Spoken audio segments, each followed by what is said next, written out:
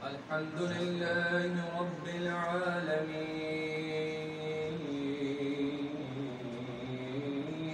بارئ الخلائق أجمعين.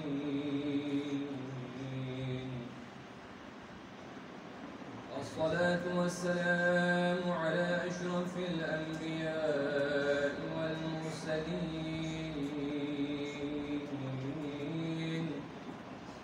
وعلى آله الطيبين الطاهرين المعصومين المنتجبين المنتخبين،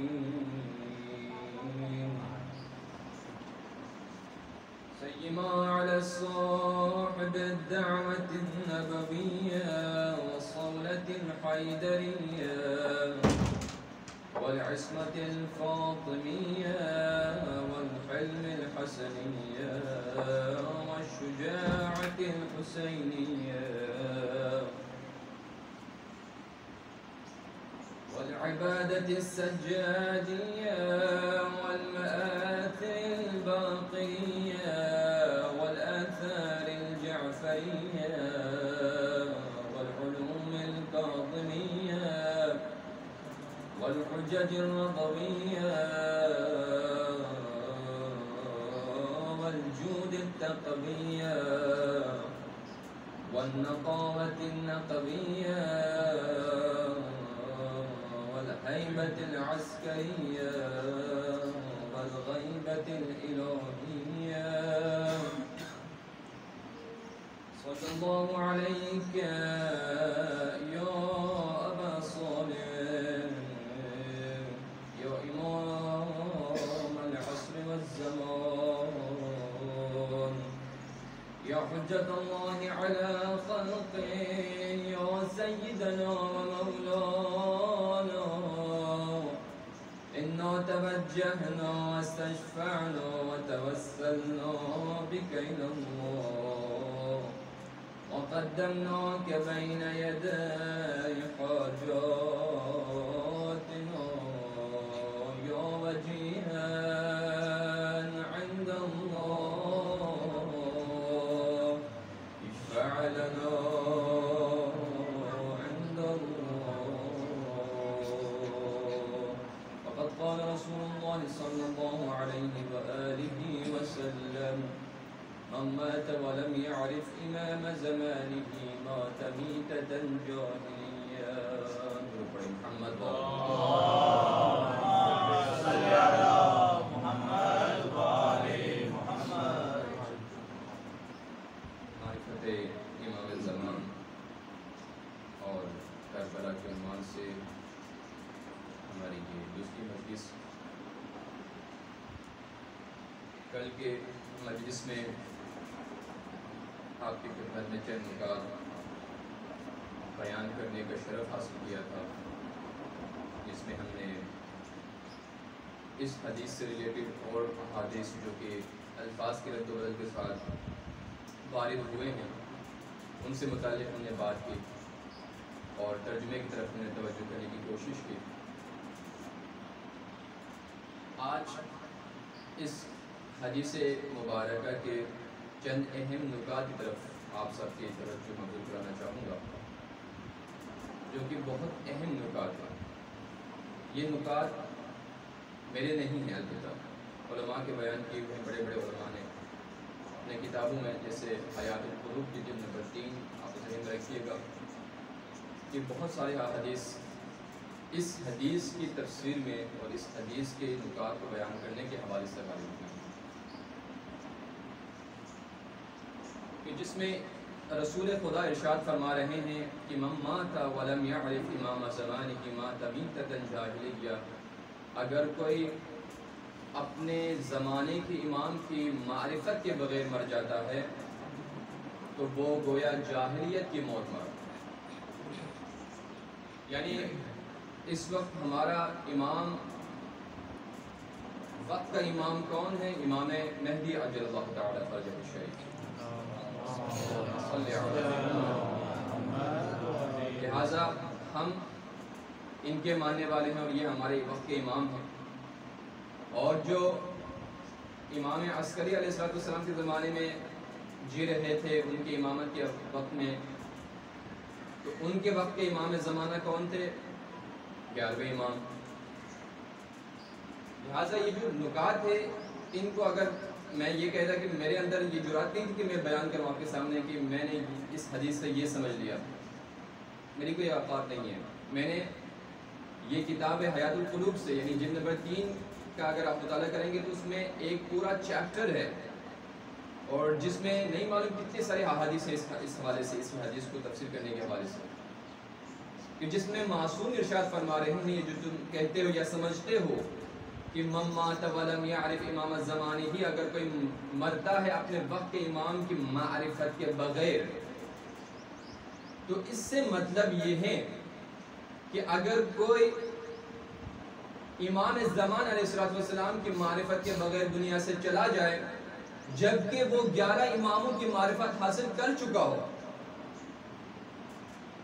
یعنی امام حسن عسکری علیہ السلام تک تمام اماموں کو وہ مانتے ہوں اور ان کو پہچانتے ہوں، ان کو جانتے ہوں، ان کو پڑھے ہوں اور انہوں نے اطاعت کی ہوں کما حقہ، ان سب کی معرفت حاصل کیے ہوں، لیکن امام زمان علیہ السلام کے زمانے میں وہ رہتا ہو لیکن اس نے امام زمانہ کی معرفت حاصل نہیں کی ہو، تو وہ بھی گویا جاہلیت کی موت مرا۔ عجیب نکتے کی طرف آپ سب کی توجہ مبذول کرنا چاہوں گا، کیونکہ دیکھیے گا امام زمان علیہ السلام کے زمانے میں ہم جی رہے ہیں، وہ کہہ رہے ہیں کہ اگر 11 امام کی معرفت بھی اگر آپ حاصل کر لو لیکن امام زمانہ کی معرفت آپ حاصل نہیں کریں گے تو گویا جاہلیت کی موت، خود کو جاہلیت کی موت سے محفوظ نہیں رکھ سکو گے۔ آپ امام علی علیہ السلام کے بارے میں آپ سوچیے گا، امام علی علیہ السلام جیسی ہستی کو اگر کوئی پہچانتا ہو، اس کے بارے میں آپ کے اندر یہ جرات ہے کہ آپ کہیں کہ وہ جاہلیت کی موت مرے گا۔ آج کل ہم جب سوشل میڈیا پر دیکھتے ہیں کہ کوئی ہندو امام علیہ السلام کے حق میں شعر پڑھ رہا ہے، کوئی غیر مسلم یا ہمارے ہم مسلمین میں جیسے سنی حضرات یا بریلوی حضرات جب امام علیہ السلام یا پنجتن علیہ السلام کے حق میں جب وہ مدح سرائی کرتے ہیں تو ہم جذبات ہو جاتے ہیں، ہم کہتے ہیں کہ یہ سب دیکھیں اہل بیت علیہ السلام کے چاہنے والے ہیں، اور چاہنے والوں کی جو جزا ہونی چاہیے، ان کا جو انعام ہونا چاہیے وہ کم سے کم یہ ہو کہ وہ جنت میں جائے۔ لیکن یہاں پر ائمہ علیہ السلام اس حدیث کی تفسیر میں کیا فرما رہے ہیں کہ اگر 11 امام کی معرفت کوئی حاصل کر لے اور امام زمانہ کی معرفت حاصل نہ کرے تو گویا کہ جہالت کی موت۔ اور امام علی علیہ السلام کی ہستی کو اگر کوئی پہچانتا ہو، امام حسن علیہ السلام کی معرفت حاصل نہیں کی، امام حسن کے زمانے کے جو لوگ تھے، گویا جاہلیت کی موت۔ پنجتن علیہ السلام کی معرفت حاصل کر لی کسی نے، یعنی پنجتن علیہ السلام کی معرفت حاصل کرنا کوئی عام بات یا کوئی عام کام یا کتنا آسان کام نہیں ہے۔ اس کے بعد اگر پنجتن علیہ السلام کے بعد کس کی باری آتی ہے؟ پنجتن کے بعد امام زین العابدین علیہ السلام، ان کی معرفت حاصل نہیں کی ان کے زمانے کے لوگوں نے، اگر موت آئے تو جاہلیت کی موت سے محفوظ نہیں رہے گا وہ بھی۔ میرے پاس بہت ساری مثالیں ہیں، اب آپ اندازہ لگا سکتے ہیں کہ امام وقت کی معرفت کے حوالے سے یعنی یہ موضوع کس قدر اہمیت کا حامل ہے، اس بات سے آپ اندازہ لگا سکتے ہیں کہ جب شیخ ملا احمد اردبیلی، شیخ مقدس اردبیلی کے نام سے مشہور تھے، کہ ان کا مقام و عظمت اور بلندی ہم جیسے عام لوگ نہیں سمجھ سکتے، کہ وہ بالمشافہ امام علی علیہ السلام سے باتیں کرتے تھے، وہ ڈائریکٹ کوئی مسئلہ پیش آتا تو جاتے تھے امام علی علیہ السلام سے عرض کرتے تھے کہ مولا میرا یہ مسئلہ ہے، حل کر دیجیے، اور مولا اسی وقت ان کو وہ مسئلے کا حل بتا دے۔ ایسا نہیں تھا کہ خواب میں مولا تشریف لاتے تھے اور ان کو بتا دیتے تھے، نہ، وہ امام کے ذریعے پر تشریف لے جاتے تھے اور وہیں پر وہ مسئلے کا حل کے لے کر آ جاتے تھے، اور یہیں تک نہیں کہ وہ امام زمانہ سے بھی وہ ملاقات کرتے تھے۔ ان کی عظمت کا آپ کیا کہیں کہ ان کو امام علیہ السلام نے ایک دن سخت لہجے میں کہا کہ تم کب تک میرے پاس آؤ گے مسائل لے کر، مشکلات لے کر، اپنی پریشانیاں لے کر، یعنی پریشانیاں تو ظاہر سی بات ہماری طرح تو پریشانیاں لے کر نہیں گئے کہ ہمیں پیسے چاہیے، گاڑی چاہیے، بنگلہ چاہیے تھا، نہیں، وہ عالم دین تھا، وہ مجتہد تھے، تو ظاہر سی بات ہے کہ وہ علمی مسئلہ لے کر گئے ہوں گے، وہ فقہی مسئلہ لے کر گئے ہوں گے، جاتے ہوں گے، یقیناً ایسا تھا۔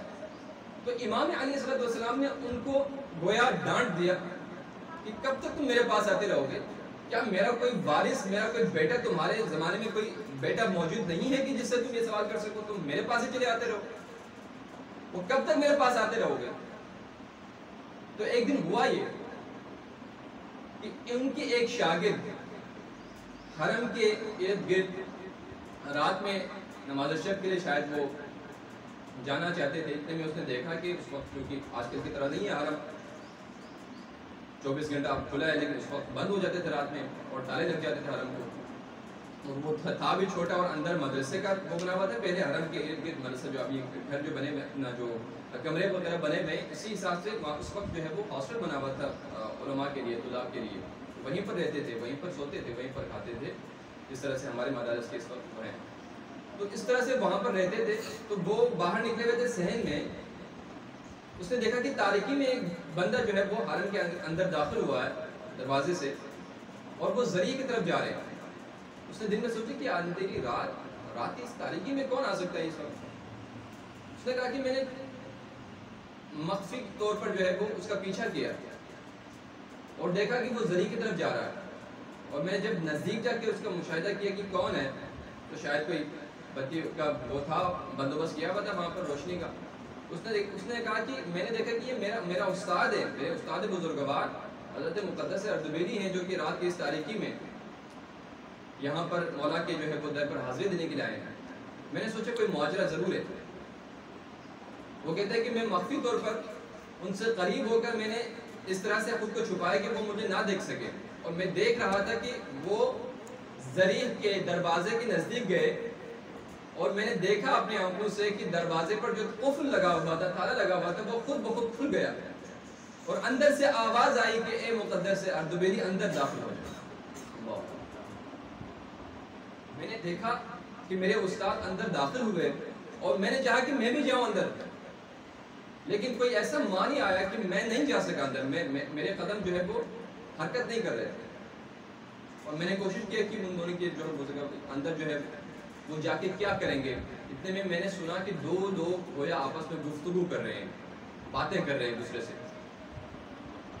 تو کہتے ہیں کہ میں نے کوشش کیا کہ میں ان کی بات سمجھ لوں کیا کہنا چاہ رہے ہیں، نزدیک جا کر میں نے کوشش کیا، اپنے کان آگے کر کوشش کر لیا، لیکن میری کوئی سمجھ میں نہیں آئی کہ وہ لوگ کیا بات کر رہے تھے۔ کچھ دیر تک گفتگو چلی، اور کچھ دیر بعد جو ہے وہ واپس باہر نکلے میرے استاد، اور دروازہ جو ہے اسی طرح سے بند ہو گیا، اور وہ گویا کسی اور اہم کام کے لیے جلدی قدم کے ساتھ آگے بڑھے۔ تو مجھے شک ہوا کہ کچھ نہ کچھ ماجرا ضرور ہے، کوئی نہ کوئی راز ضرور ہے جو کہ کھلنا ہے، لہٰذا میں بھی ان کے پیچھے جو ہے وہ میں بھی چل پڑا کہ کیا مسئلہ ہے، کیا ماجرا ہے۔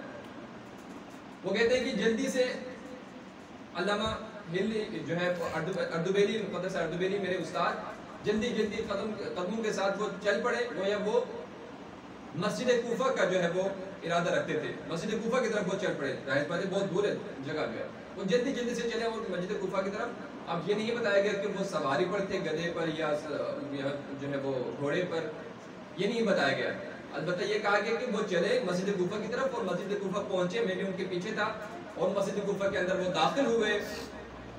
تو دیکھا میں نے کہ ایک نورانی شخصیت کہ جن کے چہرے مبارک سے نور طلوع ہو رہا تھا، اور جن کو دیکھ کر میرے جسم پر یا میرے دل پر سکون اور اطمینان طاری تھا، اور میں نے دیکھا کہ وہ ہستی گویا مقدس اردبیلی کے انتظار میں تھی۔ میں نے دیکھا کہ مقدس اردبیلی آگے بڑھے اور اس ہستی سے ملاقات کیا، ان کے ہاتھ چھومے، اور وہ بیٹھ گئے اور بڑی دیر تک گفتگو کرتے رہے، اور میں نے چاہا کہ میں بھی آگے جا کر ان کا جو ہے وہ ان کی دستبوسی کے لیے آگے بڑھوں اور ان کے جو ہے وہ دستبوس کروں، لیکن مجھ میں ہمت تھی، میں آگے نہیں جا سکا، اور ان کی گفتگو کا بھی مجھے کچھ پتہ نہیں چلا۔ اور یہ بہت سارے لوگوں کے ساتھ ہوا ہے کہ جب انہوں نے دیکھا کہ کسی عالم دین کو امام زمان سے ملاقات کرتے ہوئے، یا کسی اور امام سے بات کرتے ہوئے، یا کسی اور راز سے جو ہے وہ پردہ ہٹے ہوئے دیکھا ہے، تو ان کی ہمت نہیں ہوئی اس وقت کہ ان کے پاس جائیں یا اس ہستی سے ملاقات کریں، یہ صرف اس لیے ہوتا ہے کہ وہ بعد میں ان کی زمانے کے بعد یا ان کی موت کے بعد جو ہے وہ لوگوں کو بتا سکے کہ ان کی جو ہے وہ مقام و منزلت کیا تھا۔ اسی طرح سے ان کے ساتھ بھی یہی ہوا۔ اب یہ کہتا ہے کہ وہ ہستی چلے گئے، امام سے ہاتھ ملایا انہوں نے اپنے امام زمانہ علیہ السلام سے، حضرت بلی نے، اور امام علیہ السلام چلے گئے وہاں سے، اور میرے استاد بزرگوار بھی دوبارہ نجف کی طرف چل پڑے۔ تو کہتا ہے کہ میں ان کے پیچھے پیچھے میں چل پڑا، یہاں تک کہ راستے کے بیچ میں جب میں پہنچا تو مجھ سے رہا نہیں گیا کہ مجھے اچانک کھانسی مجھے آئی، تو وہ پیچھے مڑ کر اس نے کہا کہ کون ہے میرے پیچھے؟ تو کہا کہ میں امیر علام ان کا نام تھا کہ استاد بزرگوار میں معافی چاہتا ہوں، میں نے سب کچھ دیکھ لیا ہے آپ کے ساتھ ساتھ آ کر، اب آپ مجھے بتا دیجیے گا ورنہ میں جو میں نے دیکھا ہے وہ سب کو بتا دوں گا۔ جس طرح سے ہم آپس میں مذاق کرتے ہیں، تو ان سے اپنے استاد سے اس طرح سے کہا کہ استاد آپ مجھے بتا دیں، تو انہوں نے کہا، فرمایا کہ بیٹھ جاؤ۔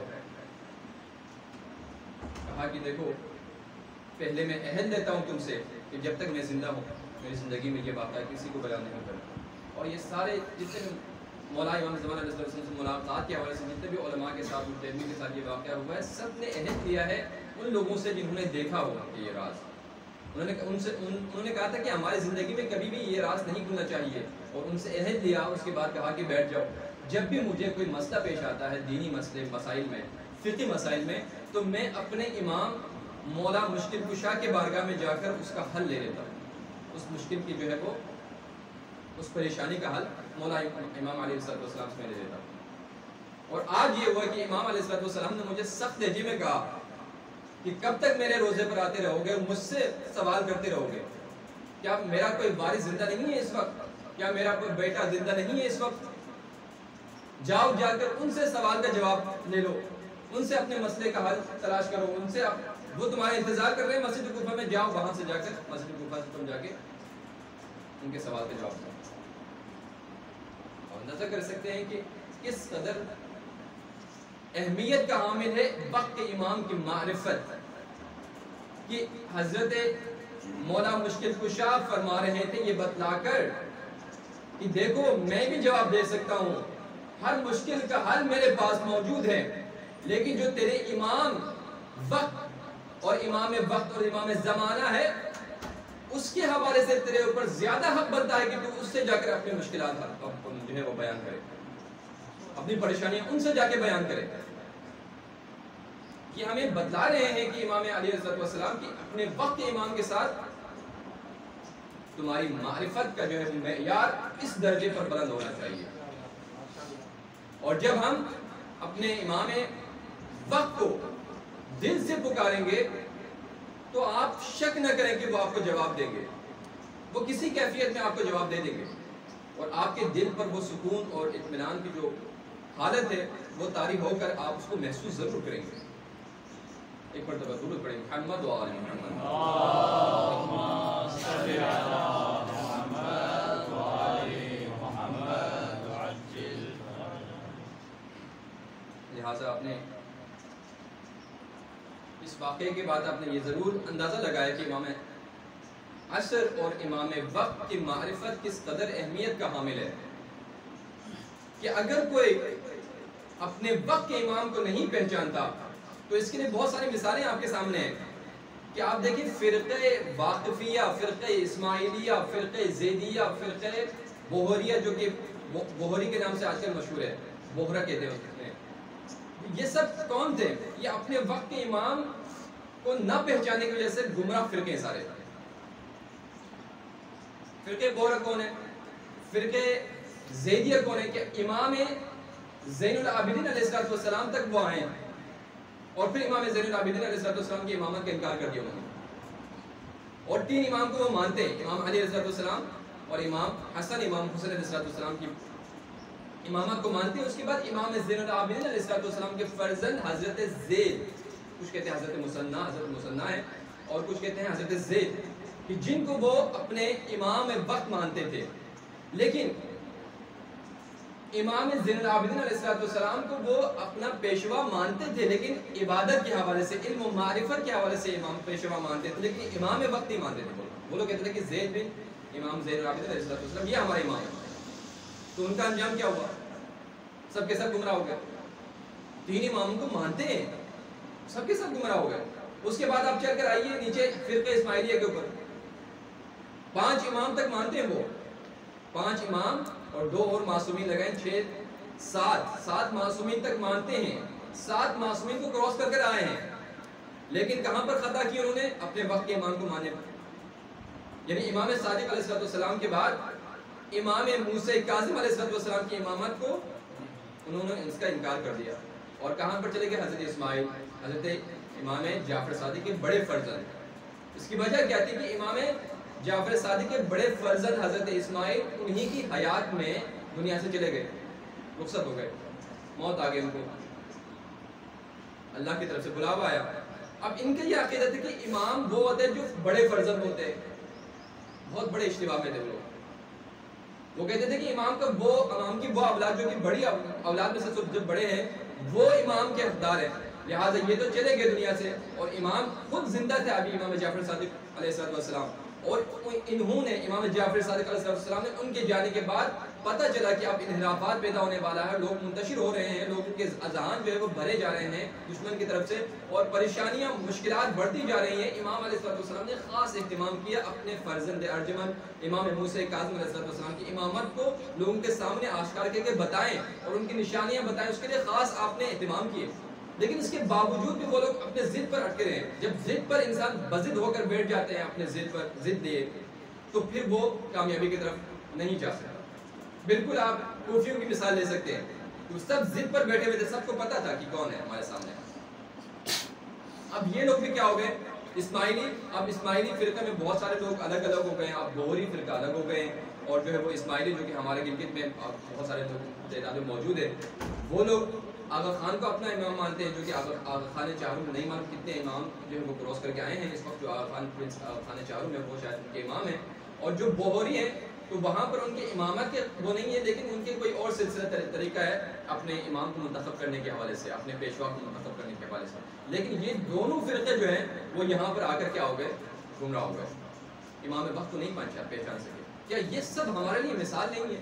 کیا یہ سب ہمارے لیے نمونہ نہیں ہے کہ امام وقت کی معرفت حاصل اگر نہ کریں تو 5 اماموں کو کراس کرنے کے بعد، 6 اماموں کی معرفت حاصل کرنے کے بعد، 7 معصومین کی معرفت حاصل کرنے کے بعد بھی انسان اگر مرتا ہے تو وہ جاہلیت کی موت مرتا ہے.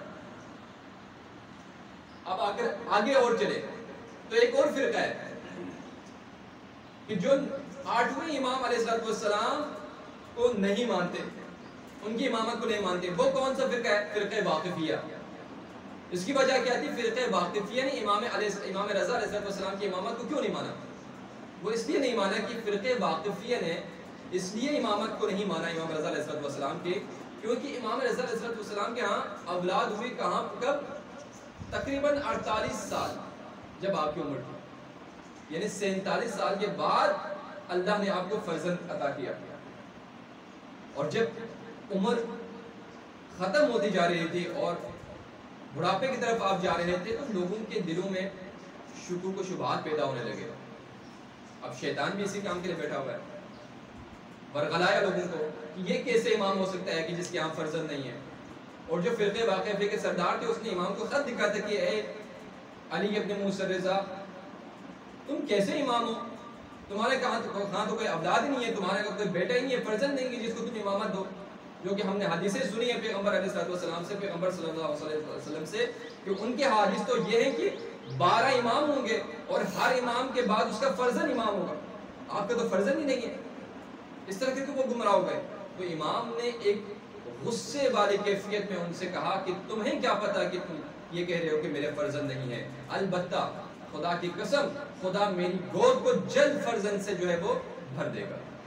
اور ہوا یہ سا کہ آپ 47 سال کی عمر آپ کی تھی اور اللہ تعالیٰ نے آپ کو ایک ایسا فرزند عطا کیا کہ جس نے آ کر حق و باطل میں جو ہے وہ حق و باطل لوگوں کو بتلایا اور باطل کو ختم کر دیا اور حق کو لوگوں تک پہنچایا. امام جواد علیہ السلام کہ جب آپ دنیا میں تشریف لائے تو آپ بہت کم سنی اور کم عمری میں امامت پر فائز ہوئے. اور آپ سب جانتے ہیں کہ یہ بہت مشکل وقت تھا شیعہ حیدر کردار کے لیے، شیعہ علی بن ابی طالب کے لیے، کہ امام اتنے کم سنی میں اپنے بابا کی جو ہے وہ نماز جنازہ پڑھانے کے لیے آتے ہیں، اور سب حیران ہے کہ امام وقت کا جو نماز، ان کی جو نماز جنازہ ہے وہ خود امام کے علاوہ کوئی اور نہیں پڑھا سکتا۔ ایسے میں امام جواد علیہ السلام آتے اور آپ امام اپنے وقت کے امام اور اپنے بابا کے جنازے پر نماز پڑھاتے ہیں۔ اس کے باوجود امام رضا علیہ السلام جب تک حیات رہے آپ نے خاص اہتمام کیا اپنے بیٹے کی امامت کو منوانے کے لیے، لیکن لوگ اپنے ضد پر بیٹھے رہے۔ تو ہوا کیا کہ 8 امام تک چل کر آنے والے اور 8 امام کو ماننے والے، پھر بھی وہ جاہلیت کی موت سے اپنے آپ کو محفوظ نہیں رکھ سکا۔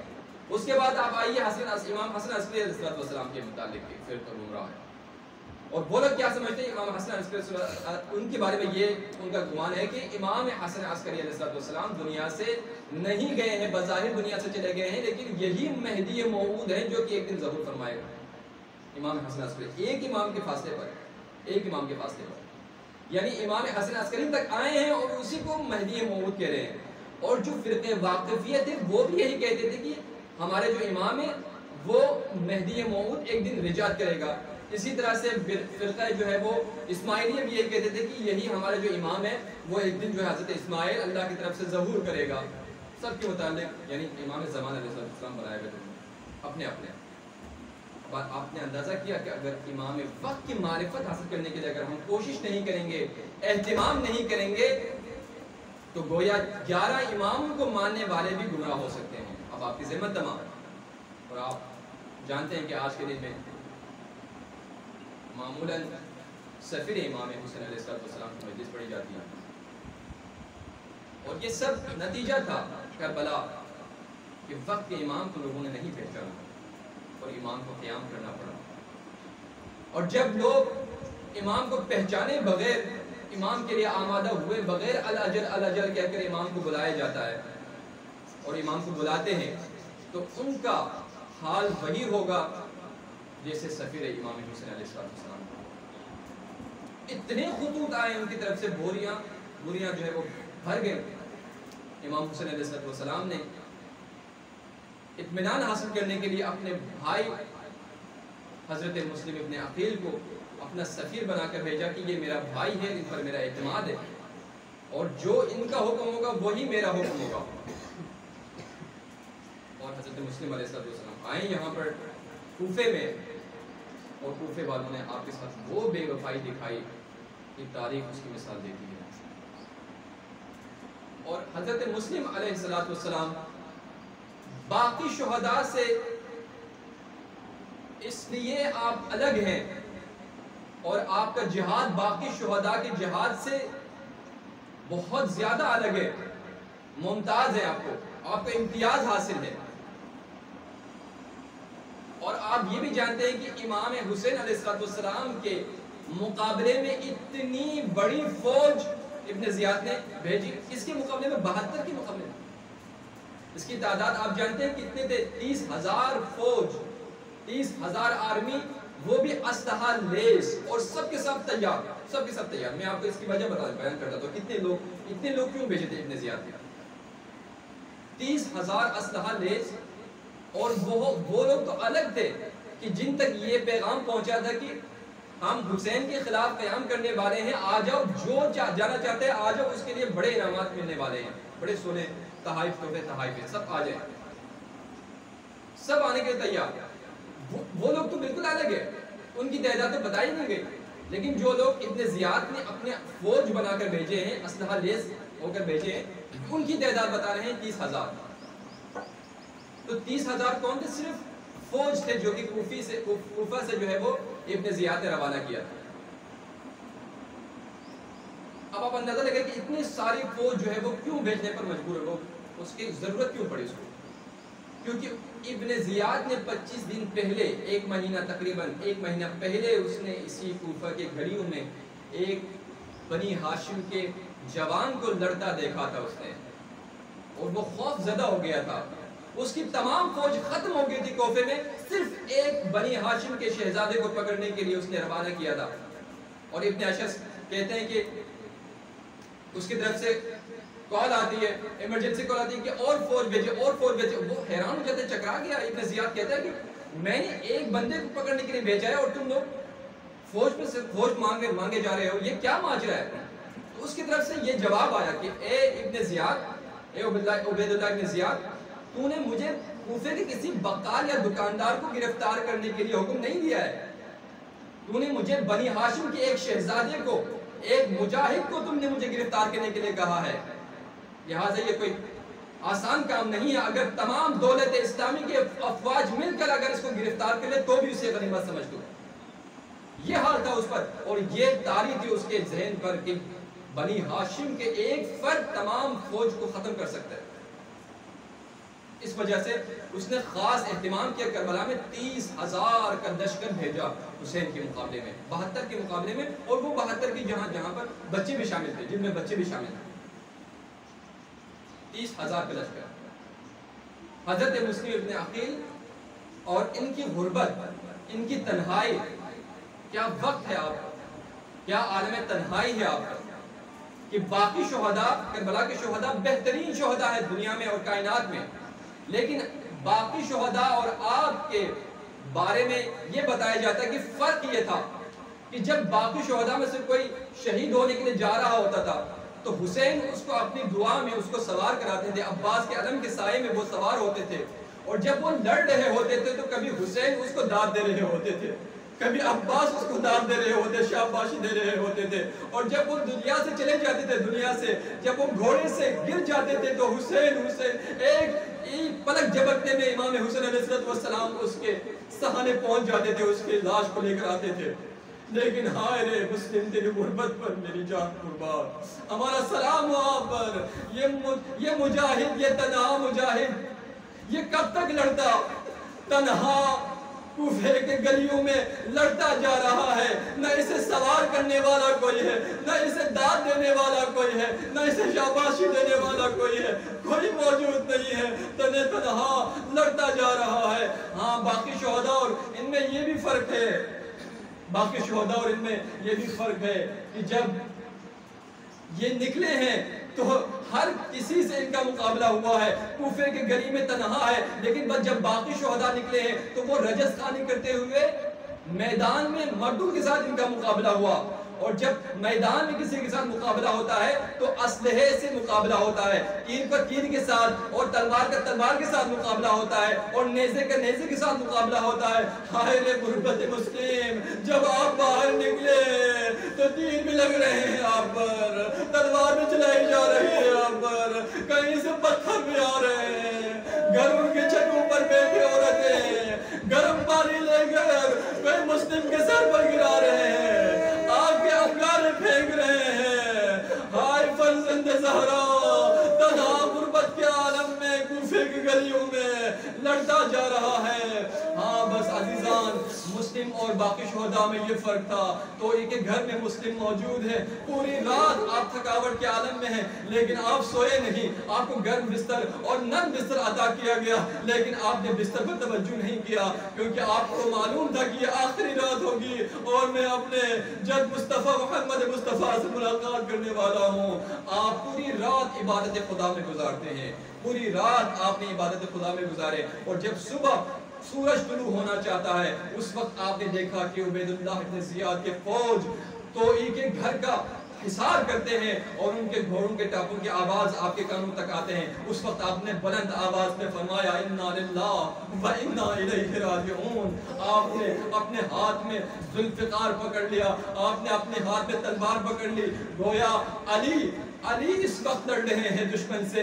آپ آگے، غیرت ہاشمی نے تقاضا نہیں کیا اس گھر میں بیٹھنے کا. اس عورت نے کہا، مومنہ عورت نے تو انہیں کہا ہے کہ میرے آقا، میری جان آپ پر قربان، میں آپ کو تنہا نہیں جانے دوں گی. آپ کے لیے بہتر ہے کہ آپ میرے گھر پر رہ کر قیام کریں اور جہاد کریں، کیونکہ تینوں طرف سے دیواریں آپ کے ساتھ ہیں، آپ کو پیچھے سے کوئی حملہ نہیں کر سکتا. لیکن غیرت ہاشمی پر قربان، کہا کہ اے مومنہ، اس پر میری ماں راضی ہو. دعا دے کر فرمایا میں نہیں چاہتا کہ میری وجہ سے یہ تمہارے گھر میں داخل ہو جائے اور تمہاری حرمت پامال ہو جائے. ہائے رے مسلم، ایک ضعیفہ اور مومنہ کی پردے کا اس کا دل خیال ہے تجھے